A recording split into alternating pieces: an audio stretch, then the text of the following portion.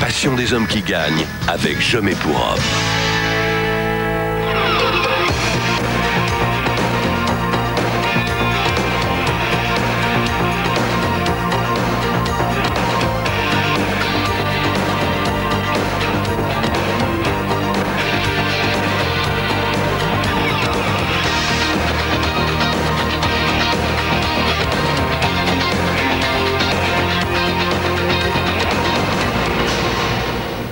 Bonsoir à toutes et à tous, 27e journée du championnat de France de première division ce soir, une journée une nouvelle fois perturbée par les conditions météo. 2 rencontres ont été reportées, il s'agit de Metz-Monaco et de Saint-Étienne-Cannes, mais il restait tout de même de bien belles affiches avec notamment un certain Guingamp-Nantes au stade du Roux dans un stade archi-comble. Les Guingampais, l'équipe surprise de cette saison contre les champions de France, ce sera notre match vedette, vous le vivrez comme si vous y étiez tout à l'heure avec les commentaires de Philippe Pouy. Mais pour débuter cette émission, Christian Jean-Pierre, nous allons nous plonger dans les profondeurs du classement avec Lille-Guignon. Un match extrêmement important. Le maintien en Division 1 se joue bien souvent sur ces confrontations directes entre mal classés. Je vous rappelle que Lille est 17e, que Guignon est 19e. C'est donc important et encore plus, j'ai envie de dire, pour Lille qui joue à domicile. Effectivement, c'est un match piège pour Lille qui joue beaucoup mieux à l'extérieur qu'à domicile. Les chiffres le prouvent. Les Lillois ont pris 13 points depuis le début de la saison à l'extérieur. Ils n'en ont pris que 12 au stade Grimont-Pré-Joris. Et bien tout simplement, ce soir, ils pouvaient inverser la tendance. Alors l'ont-ils fait ? La réponse tout de suite en image avec cette première occasion lilloise. C'est Abed qui est à la réception de cette action avec un tir d'Itoto bien capté par Boumnigel. Guignon qui réagit avec Brunel, Franzel.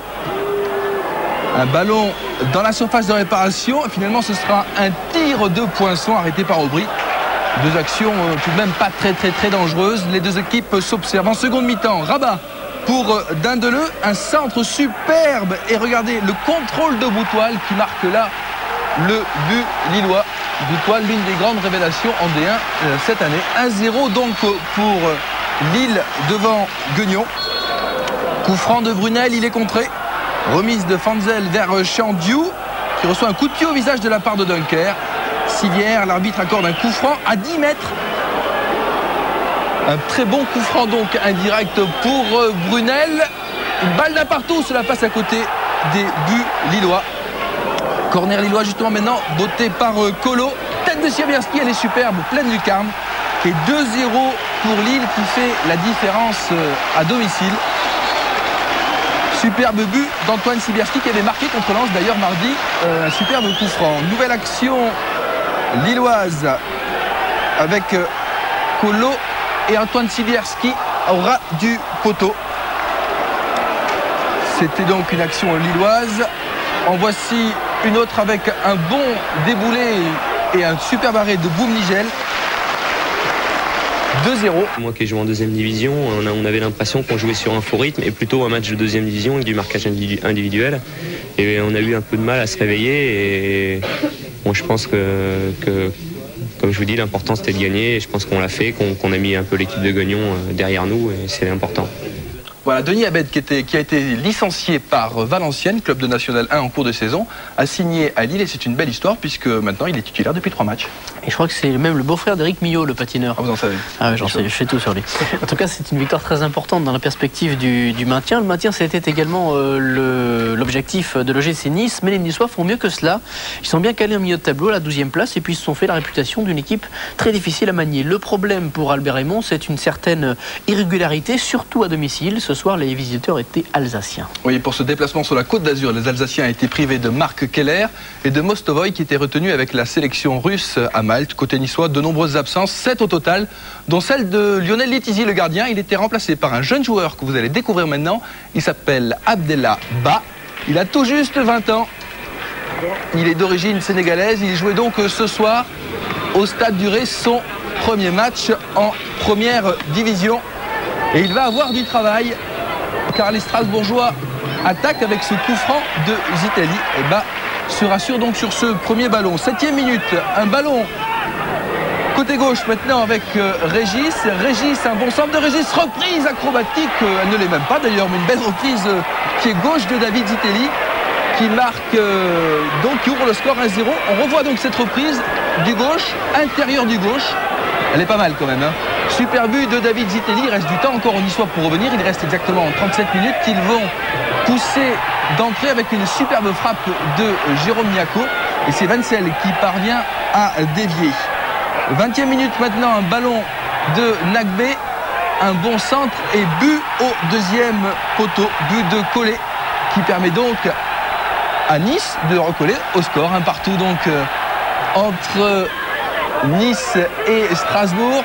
Nouvelle action strasbourgeoise avec Sauzet au 6 mètres qui parvient à marquer. Strasbourg qui reprend l'avantage, il est heureux. Franck Sauzet, centre en retrait parfait, donc centre de Baticle. Et donc 2-1 pour Strasbourg. Faute là sur Yves Mangione. Un bon coup franc pour Nice. Le spécialiste maison s'appelle Nagbe. Et oui, dans la forêt de joueurs du mur strasbourgeois, Nagbe a trouvé un trou. En fait, tous les Strasbourgeois ont sauté en même temps. Le ballon est passé en dessous. De partout donc à la mi-temps. En seconde période, on repart pour 45 minutes avec Goël qui rentre dans la surface de réparation. Frappe de Goël au-dessus. Début de bas. En fin de match, on retrouve Wilfried Goël qui se fait allumer par Zitelli. On a vu tout à l'heure la puissance de la frappe de Zitelli. Là, regardez, Goël ne se relève pas. Il a pris le ballon de Zitelli, comme on dit, en pleine poire. Il est sonné, il sortira sur une civière. Plus de peur que de mal tout de même pour Goël, qui retrouvera ses esprits dans les vestiaires. On termine avec un corner pour Strasbourg. Le corner peut-être la balle de 3-2. Non, Bas s'en sort bien. On écoute Albert Raymond. À partir du moment où on ne perd pas contre une cylindrée aussi importante que Strasbourg, c'est très bien parce qu'on sent que les jeunes ils ont envie de gagner, qu'ils ont envie de ne pas perdre sur leur terrain. Ils s'accrochent, ils se battent pendant 90 minutes et ça me semble magnifique. Voilà, au match aller, au stade de la Méno, ces deux équipes s'étaient également quittées sur la même marque, de partout. Le Racing Club de Lens n'est plus en position européenne après une partie de saison très positive. Les Lensois marquent le pas, ils restent sur 5 matchs sans succès et n'ont jamais gagné en 96. C'est exactement la même chose pour Bastia qui reste sur 3 défaites consécutives, 4 même avec la Coupe de France. C'était donc le match du rachat pour les deux équipes ce soir à Furiani. Bastia-Lens, Marianne Macco. Grande surprise de la soirée, Frédéric Antonetti n'a pas titularisé Bruno Valanconi dans les buts bastiais.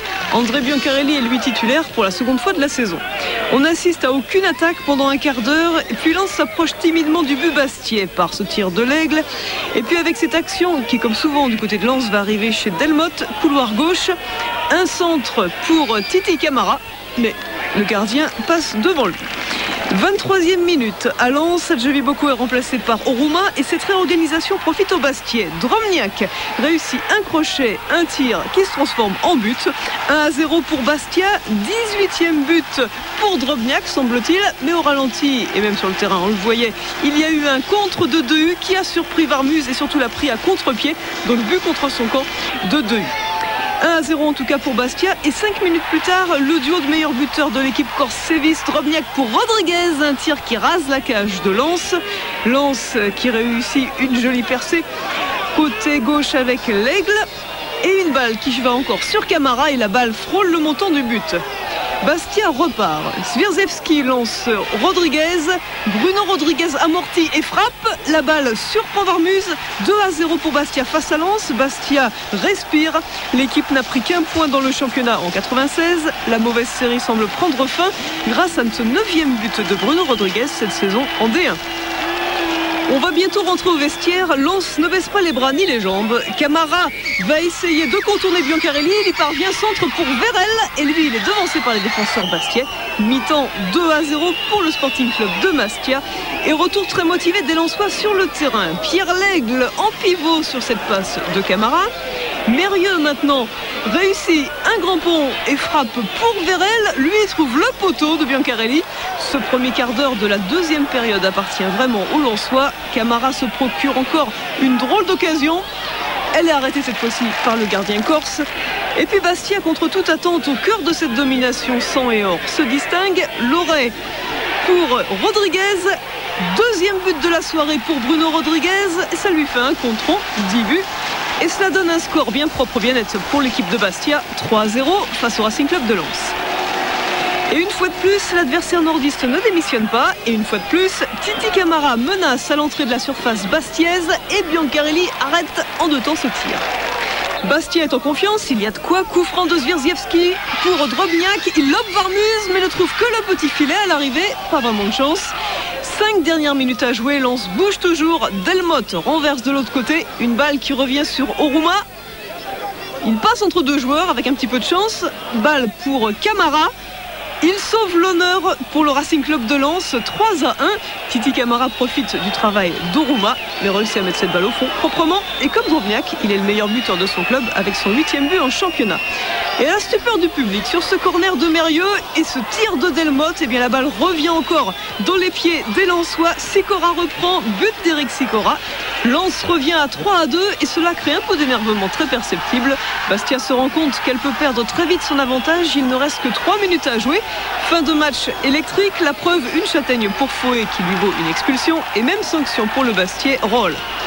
Dernière action du match, Varmuz a quitté son but pour tirer ce coup franc pour Lens à la Olmeta. Le contre profite à Rodriguez. Il y a une bonne blague à faire à Varmuz, mais ce lob n'arrivera pas dans le cadre. 3-2 pour Bastia, première victoire depuis 2 mois. Ça prouve que l'efficacité est revenue. On a ces 4 derniers matchs, on a manqué un peu de réussite. Puis ce soir, c'est revenu, c'est super. On prend ce premier but alors que Jimmy Adjovi-Boko se blesse et qu'il faut se réorganiser. En plus, sur le but, le ballon est contré et prend Guillaume à contre-pied. Il y a vraiment en ce moment, je crois que ce qu'on appelle la Scoumoun. Il faut faire avec et puis attendre que ça passe. Que ça passe. Ouais, que ça passe, et en tout cas la série noire continue. Alors on a vu Lille, on a vu Lens, les 2 clubs phares de la région Nord-Pas-de-Calais. L'occasion de vous signaler le 50e adversaire de la Voix des Sports, le supplément sport de la Voix du Nord, qui donne tous les lundis tous les résultats de la région Nord et qui sort donc ce superbe numéro consacré à 50 ans d'émotions sportives dans le Nord. Auxerre est à 6 points de Paris et compte un match en moins pour rester en embuscade. Auxerre ce soir devait battre l'équipe de Lyon. Une équipe de Lyon qui va beaucoup mieux depuis sa victoire mercredi contre Martigues. On va retrouver tout de suite au stade Abbé Deschamps Pascal Pro. La surprise de la soirée, c'est la température qu'il régnait ce soir en Bourgogne. Elle était positive. De ce fait, le terrain était en excellent état. Les travées du stade de l'Abbé Deschamps n'étaient pas remplies pour la venue de Lyon, qui va évoluer en bleu, et l'AJ Auxerre dans ses habituelles couleurs blanches. Guy Stéphane, l'entraîneur de l'OL. Et après 2 minutes, c'est parti. Une première récupération de Rabarivoni sur la droite pour Goma. Martins, deuxième chance. Martins en retrait, Violo. Lamouchi qui s'infiltre, Lamouchi qui va pouvoir tirer. Diomède a suivi et premier arrêt de Pascal Olmeta. Ce sera un corner et c'est le tout début de rencontre. Le pied sur l'accélérateur avec une tête de Lasland sortie par Olmeta. Le pied sur l'accélérateur pour les joueurs d'Auxerre qui monopolisent le ballon en ce début de rencontre. Un quart d'heure de jeu, Diomède à 35 mètres. Diomède, ouverture en direction de Coquard et but. But de Christophe Coquard à la suite de cette superbe ouverture de Diomède que nous allons revoir au ralenti avec ces images de François-Charles Bidot qui était ce soir assisté de Thierry Gilles et la reprise du plat du pied intelligente de Christophe Coquard. Auxerre mène 1-0. Casanova pour Maurice. Nous jouons la 20e minute et Maurice reçoit ici un 2e carton jaune, synonyme d'expulsion. Il avait reçu un premier jaune exactement 120 secondes avant celui-là.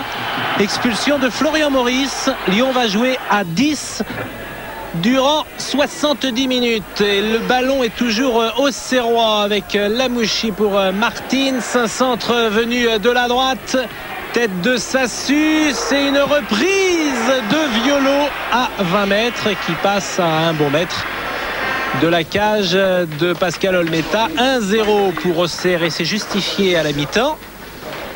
Et la deuxième période va reprendre avec toujours une domination auxerroise. Cette fois-ci, c'est Lamouchi qui a le ballon. Il l'a donné à Coquard face à Olmeta.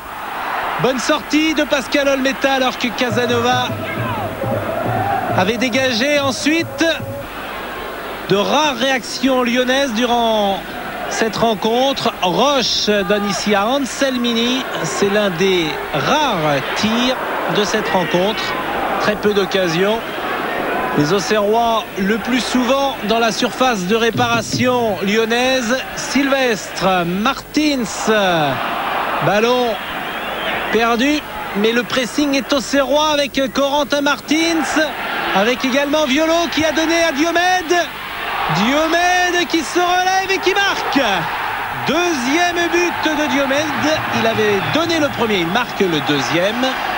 Victoire d'Auxerre grâce à ce deuxième but à la 80e minute. Auxerre l'emporte face à Lyon 2-0 et Guy Stéphane n'est pas content après l'arbitre. Monsieur Leduc.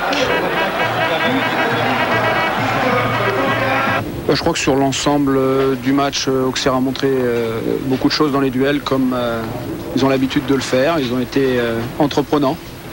Mais la tâche leur a été facilitée par le fait qu'on a joué à 10 pendant 1h20 minutes. Et en tout cas, Auxerre revient, on le verra tout à l'heure, se rapproche très sérieusement du Paris Saint-Germain. Dans un instant, notre affiche, Guingamp contre Nantes, dans un stade du Roux archi plein. Les Guingampais qui défient le champion de France. Un match qui a tenu toutes ses promesses. Une page de pub et puis on y va.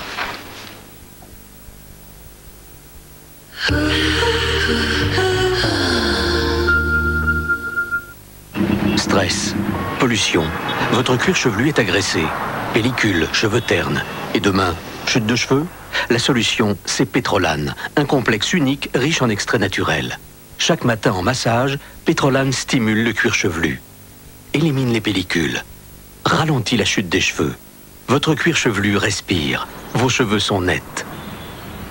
Pour garder des cheveux plus forts plus longtemps, l'efficacité de Pétrolane est testée cliniquement. Dans la vie, faut pas s'en faire. Moi, je ne m'en fais pas. Ces petites misères seront passagères. Tout ça, ça rendra. Midas, moins 25% sur les plaquettes de frein. 36 68 90 90, c'est pas une mensuration, c'est mon numéro de téléphone. Mais je t'ai jamais dit qu'il était pas bon les Mental Repose. Je t'ai dit qu'il était pas onéreux. On a tous une bonne raison d'aimer Repose. Et pas onéreux. Alors, mon petit canard, ta maman t'a pas donné à manger? Je t'ai préparé quelque chose de très bon. Tiens.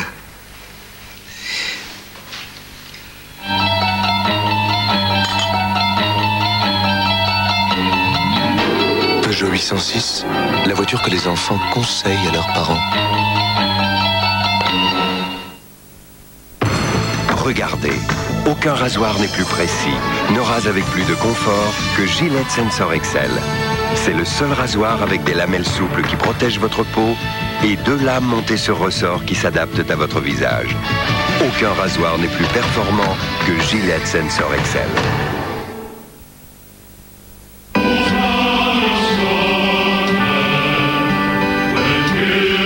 Rugby Best of, tous les chants du rugby réunis sur un album événement.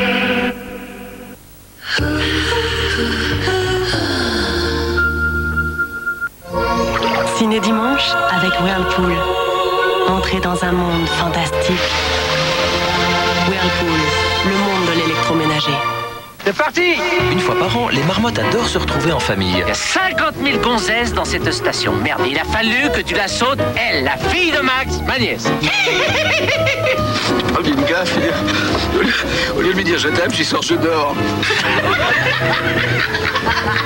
Rendez-vous en haut des pistes, dimanche à 20h45. Et à 22h50, il s'appelle Aldo, mais on l'appelle le cow-boy. Et alors on se demande bien pourquoi. C'est ça le nouveau 007.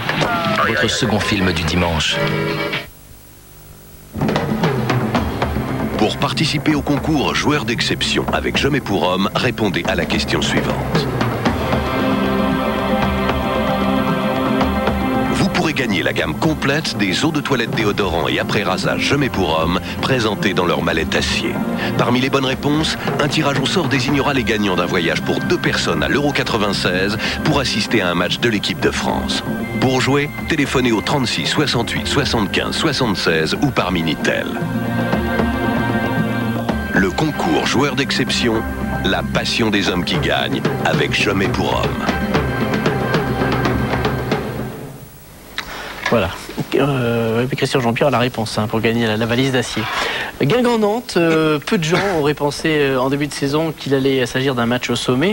Et pourtant, en avant Guingamp n'en finit pas de surprendre. Les hommes de Francis Mériqui sont 7e et ils joueront la semaine prochaine les demi-finales de la Coupe de la Ligue. En Coupe de la Ligue, justement, les Guingampais avaient créé la surprise il y a quelques semaines en s'imposant 3-2 à la Beaujoire. Il y avait donc un petit peu de revanche dans l'air ce soir. Oui, les Nantais jouent leur saison maintenant sur le championnat. Ils sont à 3 points de la 4e place qualificative pour jouer une Coupe UEFA. On va retrouver au stade du Roux Philippe. Oui, c'est parti. Le stade du Roux est en fait, malgré les averses qui sont tombées sur Guingamp, quelques 15 000 spectateurs. Normal, cette rencontre entre Guingamp et Nantes a un petit air de derby de l'Ouest, même si quelques 240 km séparent les deux villes. À noter quelques absences côté nantais, manque toujours Ndoran et Wedek, auxquels on peut ajouter Capron, Pignol et Carotti. Et puis chez les Bretons, Miali, Toulon et Laspal, tous les défenseurs ne sont pas de la partie, c'est-à-dire que Francis Mériqui a dû modifier sa défense. L'enjeu de la rencontre, une place de 6e dans l'immédiat et à plus long terme, bien sûr, une qualification pour la Coupe UEFA la saison prochaine. Première action, elle est pour Guingamp, ballon récupéré par Candela de 30 mètres, bonne frappe de Candela et superbe envolée de Dominique Casagrande. Vincent Candela, un défenseur qui n'a pas hésité à tenter sa chance et Dominique Casagrande a réussi un bon arrêt. C'est ce qu'il lui fallait pour prendre confiance car il avait été mis en balance avec Louvoirne. 9e minute, faute de Candela sur Makelele, en donc très excentré pour les Nantais. Angelo Hugues place son mur. C'est vrai qu'il n'y a pas vraiment danger puisque le ballon est très excentré, tiré par Pedro, ce coup franc et qui finit au fond des filets de Angelo Hugues. C'est un petit événement, 4e but encaissé par Guingamp à domicile. Alors vous voyez tout le monde félicite Milo. Eh bien, pas du tout, vous allez le revoir sur le ralenti qui a marqué est à la lutte avec le Barré et c'est sommet du crâne Yannick Barré qui marque contre son camp. On revoit cette action, le coup franc rentrant de Pedros, la tête de Yannick Barré, donc après 9 minutes, 1-0 pour Nantes. Les Guingampais ont un petit coup sur la tête et il leur faudra bien une petite demi-heure pour réagir. Faute de 2-3 sur Carlo, il n'a pas échappé à l'arbitre monsieur Puyalt. Il demande aux équipes de se calmer. Francis Mériqui lui donne ses consignes. Casagrande place son mur. Il faut toujours se méfier des coups francs, même s'ils ne paraissent pas toujours très bien placés. Coup franc là tiré par Carnot. Et finalement, c'est 2-3 qui sauvent devant Fournier et devant Corridon. Corner donc en faveur de Guingamp. Corner sur le côté droit. Il est tiré par le pied gauche de Xavier Gravelaine. Xavier Gravelaine, le long de balle. Et arrêt impeccable encore du gardien nantais Dominique Casagrande. Hubert Fournier va se replacer. On passe maintenant à la 34e minute avec Carnot toujours actif. On a vu Candela, remise au centre et dégagement un petit peu comme on peut d'un côté comme de l'autre. C'est vrai qu'avec un terrain particulièrement glissant, c'est toujours très difficile de réussir des petits exploits techniques. La petite bousculade de Pedros sur Dalé qui prend donc en faveur de Guingamp. Gravelaine trouve Dalé sur le côté droit, faute de Le Guizet sur Dalé. Et vous l'avez vu à la réaction bien sûr du capitaine nantais. L'arbitre monsieur Puyalt a sifflé un pénalty. Pénalty tiré par Gravelaine et exploit de Dominique Casagrande qui sort cette balle de Xavier Gravelaine. Elle était pourtant bien appuyée. Gravelaine est un petit peu maudit là sur cette action, mais c'est vrai que Dominique Casagrande a réussi un arrêt de très grande classe sur ce penalty. Corner tiré par Dalé, faute de Kozeki sur Sébastien Dalé. Il a beaucoup souffert. Quant à Kozeki, lui, il prend un carton jaune donc pour cette grossière faute. Et c'est vrai que là, le carton attribué à Kozeki est tout à fait justifié. Coup franc tiré par Gravelaine et sauvetage encore en catastrophe des Nantais. Vous le voyez, ça chauffe terriblement. Nouveau corner donc pour Guingamp. Comme le précédent, il est tiré par Gravelaine. Rentrant, là tout le monde s'y met pour écarter ce ballon. Tête de Pedros. Vous l'avez entendu, Monsieur Puyat avait sifflé. Et donc le but de Jean-Jacques Houzé est refusé, tout à fait légitimement. D'ailleurs, vous ne voyez pas de protestation de la part de Francis Smericki. Tout cela a été bien net. 37e minute maintenant. Action encore menée par Gallet pour Gravelaine. Gravelaine qui rentre dans les 16 mètres, accroché par Guyot. Et nouveau pénalty, 3 minutes après le premier. Donc nouveau pénalty sifflé en faveur de Guingamp. On revoit la faute là sur Xavier Gravelaine. Guyot a bien levé la jambe. Le pénalty est absolument indiscutable. Et cette fois face à Casagrande, c'est Stéphane Carnot qui tente sa chance. Casagrande est pris à contre-pied. Égalisation donc pour Guingamp. Et Stéphane Carnot qui marque son 5e but depuis le début de la saison. Pénalty absolument imparable. Casagrande a eu moins de réussite que sur le précédent. Mais il n'y a effectivement pas de déshonneur à encaisser un pénalty, surtout quand on en a sauvé un. 3 minutes plus tôt, 40e minute maintenant. Action en faveur des Nantais. Pression donc sur le but de Guingamp. Un ballon qui passe juste devant les buts d'Angelo Hugues. Et une petite occasion donc de reprendre l'avantage pour Nantes vient de passer.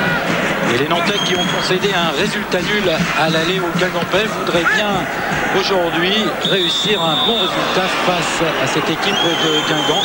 Faute de Michel sur Gourvenec et coup franc donc en faveur de Nantes. Il est tiré par Guyot. Ballon pour Gourvenec. Bonne ouverture pour Chanlet. Chanlet qui déborde, qui réussit à centrer pour Pedros. Pedros a laissé passer ce ballon. Il estimait sans doute qu'il y avait quelqu'un au centre de mieux placé que lui. Et finalement, c'est donc Fournier qui a pu dégager en touche. On joue maintenant les dernières secondes de cette première mi-temps. Dégagement de Casagrande. Tête de Corridon. Deuxième tête de Carnot. Et finalement, c'est Gravelaine du bout du pied qui réussit à toucher ce ballon et à le prolonger dans les buts de Casagrande. 2-1 donc pour Guingamp. Et 4e but de la saison réussi par Xavier Gravelaine. C'est bien joué là, juste ce qu'il fallait. Et les Nantais arrivent à 4 pour sortir ce ballon. Malheureusement pour eux, ils n'y parviendront pas. On revoit donc ce toucher tout à fait juste de Xavier Gravelaine qui réussit là son 4e but. Il en a mis un avec le Paris Saint-Germain et c'est son 3e avec Guingamp. À la mi-temps donc 2-1 pour les Bretons. Le match va commencer sans nous. Pas de frayeur pour Francis Smericki. De toute façon, il n'aurait pas raté grand-chose car le début de la deuxième période n'est pas particulièrement brillant. Première action, elle est nantaise et il faut attendre la 54e minute pour la voir. Ouverture de Kozeki pour Makelele. Tir de Makelele. Et très nettement à côté des buts d'Angelo Hugues. C'est vrai que les Nantais ont eu du mal à repartir au cours de cette deuxième période. Les Guingampais également. Mais eux ont au moins le mérite de mener à la marque. Les deux entraîneurs en profitent pour faire des changements. À Guingamp, Daly est remplacé par Rouxel. Et à Nantes, c'est Darocha et Ferry qui rentrent en lieu et place de Kozeki et de Decroix. On passe maintenant à la 75e minute. Action en faveur de Guingamp. Ballon de Rouxel pour Gravelaine. Gravelaine qui affole la défense nantaise. Reprise de Michel. Elle est légèrement encadrée. Il aurait pu y avoir un corner. C'est ce que réclame d'ailleurs le milieu de terrain de Guingamp. Mais il n'obtiendra pas satisfaction puisque le ballon sera remis en jeu par Casagrande. Revoit là la frappe contrée de Michel. Quant à Xavier Gravelaine, lui, il tenait bien sûr à briller face à cette équipe de Nantes, car vous savez, c'est à Nantes qu'il a été formé. 78e minute maintenant, dégagement de Angelo Hugues. Ballon sur le côté droit avec encore Carnot qui se bat et nouvelle faute de Ferry donc et coup franc en faveur de cette équipe de Guingamp. Michel qui récupère les ballons plein centre, cherche du soutien, il le trouve avec Jean-Jacques Houzé. Centre de Houzé pour Rouxel, belle balle de Rouxel, tergiversation là et finalement c'est Carnot qui réussit à toucher ce ballon et à le mettre au fond des filets de Casagrande. Deuxième but de Stéphane Carnot pour cette rencontre, ce qui porte son capital but à 6.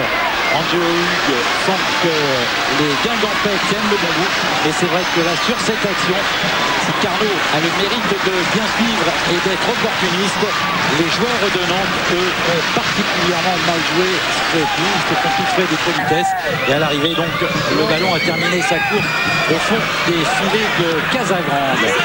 À 3-1, le ressort nantais est pratiquement cassé et les réactions des joueurs de Jean-Claude Solo seront beaucoup trop timides pour inquiéter Angelo Hugues. Et au contraire, c'est Carnot qui a failli réussir le hat-trick ou le coup du chapeau si vous préférez. Là, une belle tête piquée qui est sauvée en catastrophe par Savino et par Casagrande.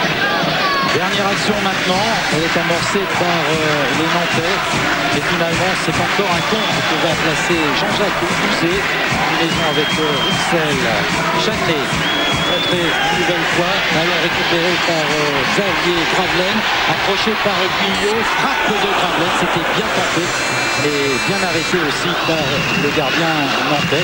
On revoit cette dernière action, l'accrochage là de Laurent Guyot, Gravelaine qui tente quand même sa chance et du bout des doigts donc Casagrande qui reprend ce ballon. Fin du match donc sifflé par l'arbitre monsieur Couillac, 3-1 et explication entre deux joueurs qui se connaissent bien, ils ont été formés ensemble à Nantes et bien sûr pas question de s'en vouloir, on s'explique même sur le pénalty sans but de la première mi-temps et vous le voyez bien sûr le public qui fait une ovation à cette équipe de Guingamp qui a été euphorique. Au début de saison, on parlait un peu de l'euphorie de la montée. Là, je pense qu'on peut dire que Guingamp est à sa place et puis il confirme bien son rang encore ce soir. Objectif, l'Europe l'année prochaine? Non, c'est pas un objectif, mais c'est vrai que plus ça va, plus on s'en approche. Et puis, advienne que pourra, comme on dit, on verra bien si en fin de saison il doit y avoir Europe, il y aura Europe, mais bon, il n'y a que 4 places qualificatives et on est quand même encore loin de ces 4 places. Après le match de Bastia, on espérait un petit peu avoir retrouvé notre jeu. Bon, ça s'est fait pendant la première demi-heure, encore une fois, mais par la suite, ça s'est liquéfié et on a eu beaucoup de mal contre cette équipe guingampaise qui s'est bien repliée.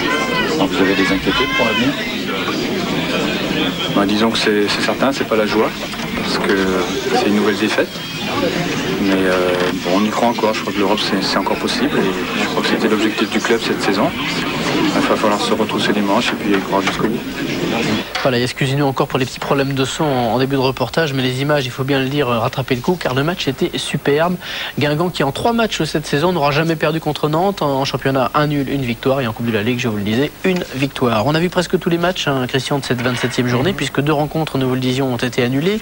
Le Paris Saint-Germain jouera demain soir, reste donc Bordeaux et Martigues qui sont mal classés et qui jouaient à domicile ce soir. Oui, et Bordeaux a su en profiter, mais Martigues non. Les Bordelais ont quand même eu très très chaud. On va regarder les résultats, car le Havre menait à Bordeaux grâce à Dory.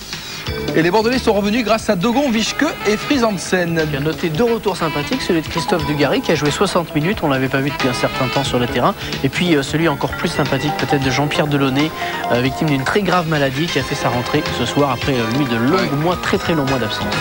À Martigues, c'est Thierry qui avait ouvert le score, Joël Thierry, mais Victor est rentré en seconde période et il a mis 2 buts. C'est la première victoire de Rennes à l'extérieur cette saison. Champagne. Le reste, on n'y revient pas puisqu'on a vu les résultats. Donc PSG Montpellier, c'est demain sur Canal à 20h30, à 20h30. Et puis donc Metz Saint-Etienne, ce sera pour plus tard. Au classement, donc ce classement qu'il faut prendre avec des pincettes car il y a beaucoup de matchs en retard. Le Paris Saint-Germain n'a plus que 3 points d'avance sur Auxerre. Les 2 équipes ont le même nombre de matchs joués puisqu'Auxerre a un match en retard et que Paris Saint-Germain jouera demain contre Montpellier.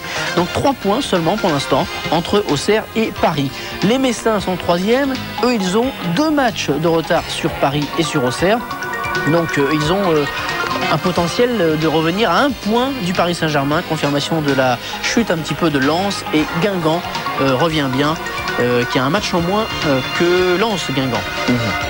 En bas de tableau, Martigues donc qui fait une mauvaise opération ce soir, qui ferme la marche avec 21 points, Guignon 22, Cannes 24, Saint-Etienne 26. Enfin tout cela est encore relativement serré. Cela va se décanter au fil des journées. Ouais, les Stéphanois ont tout de même 2 matchs en retard sur Martigues et 1 sur Cannes et Guignon. Il n'y a pas encore le feu complètement. Non. En D2, la lutte pour l'accession est vraiment passionnante, avec le grand retour de l'Olympique de Marseille qui menace les Cannais qui n'ont pas intérêt à flancher. Mais les Cannais ne flanchent pas, ils ne flanchent absolument pas. Ce soir, Franck Priou d'ailleurs a marqué 2 buts devant son public. Il y avait plus de 10 000 personnes à Caen. On va regarder les résultats donc avec la victoire de Caen face à Poitiers. 2 buts de Franck Priou. Je vous l'ai dit, la victoire de Marseille à Dunkerque, c'est Gourli qui a marqué pour Dunkerque. Les 2 buts marseillais ont été marqués par Cascarino et Libra. À 2 minutes de la fin. À 2 minutes de la fin, Crusset marque 2 fois pour Perpignan contre le Red Star. Le Red Star qui perd 2 fois dans la semaine. Donc, le stadium de Toulouse est toujours aussi maudit pour le TFC qui n'arrive toujours pas à marquer face à Nancy, qui réalise donc un bon match nul.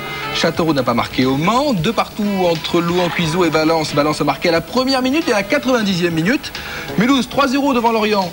Un but d'Alphonse et 2 buts de Varel. Amiens 2-1 devant Niort. Le but nortier a été marqué par Mota. C'est Piqueux et Chagnot qui va marquer pour Amiens. Victoire de Charleville à l'extérieur à Angers grâce à Oudjani et Meillet. Épinal, Sochaux remporté, de même que Laval. Alès. Alors le classement, les Cannais n'ont que 2 points d'avance sur l'OM, mais ils ont un match en moins. Et la semaine prochaine, le 18 février, il y aura un certain Marseille-Caen qui va certainement faire le plein au stade Vélodrome. Le Red Star, malgré 2 défaites consécutives, reste 3e. Mais là aussi, même problème qu'en Division 1, beaucoup de matchs en retard. Par exemple, Laval, qui est 7e, n'a pas joué ce soir contre Alès. Et si Laval bat Alès, les Lavallois prennent la 3e place. Et Nancy n'avait pas joué mercredi. Absolument. En bas de tableau, Alès est décroché. Et puis Angers. Angers qui est maintenant à 7 points de Dunkerque. Angers qui jouait en Division 1 il y a 2 ans. Cela va vite, très vite dans le football. Voilà. Alors on passe à la Nationale 1 avec le groupe A et le leader c'est Saint-Brieuc, les Briochins qui ont fait match nul à Évry 0-0 et qui ont 7 points d'avance avec un match en retard sur 3 qui n'a pas joué ce soir. Le match a été reporté à Fécamp. Notez le carton de Bervilliers contre Brest 4-0 et la victoire de VA contre Noisy-le-Sec 2-1. Dans le groupe B, il y avait un match au sommet. Créteil-Toulon et c'est Créteil qui l'a emporté 2-1. Donc Créteil se retrouve en tête avec 37 points devant Toulon 36. Angoulême suit avec 35 points. Bas de tableau, Muret ferme la marche avec 9 petits points. A noter la victoire, vous l'avez peut-être vu, de Rodez à Muret, je crois d'ailleurs ce soir. Oui, 2-0. Et puis les championnats européens que vous retrouvez avec entre autres la défaite de l'Atlético de Madrid à Barcelone ce soir, le leader du championnat espagnol, 3-0 en match avancé. On peut en donner un autre? Vas-y. Barcelone qui a battu le Real de Madrid 3-0. C'est pas l'Atlético, c'est l'Atlético qu'ils ont battu, non. Je crois. L'Atlético a perdu à Saragosse. En tout cas, l'Atlético a perdu, 3-0. Oui. Et Barcelone a gagné contre le Real 3-0. Voilà, donc les équipes de Madrid ont perdu.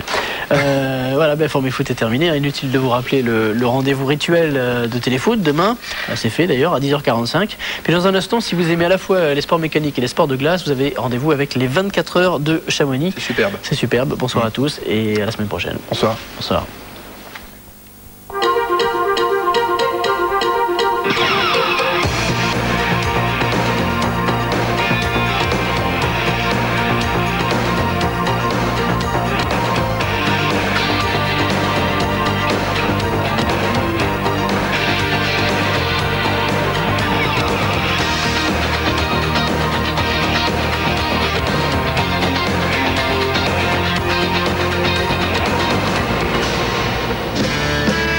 Formule Foot, la passion des hommes qui gagnent avec Je mets pour homme.